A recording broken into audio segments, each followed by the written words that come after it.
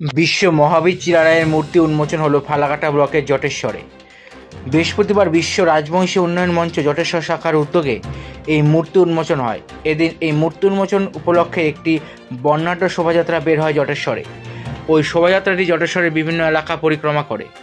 এদিনের অনুষ্ঠানে উপস্থিত ছিলেন উত্তরবঙ্গ উন্নয়ন পর্ষদের চেয়ারম্যান রবীন্দ্রনাথ ঘোষ, ছিলেন উত্তরবঙ্গ রাষ্ট্রীয় পরিবহন নিগমের চেয়ারম্যান পার্থপ্রতিম রায়, বিশিষ্ট রাজবংশী সাহিত্যিক ও লেখক জগদীশ আসোয়ার, ফালাকাটা পঞ্চায়েত সমিতির সভাপতি সুভাষচন্দ্র রায়, জটেশ্বর ফাঁড়ির ওসি জগৎজ্যোতি রায়, ফালাকাটা পঞ্চায়েত সমিতির পূর্ত কর্মাধ্যক্ষ সঞ্জয় দাস সহ প্রমুখ।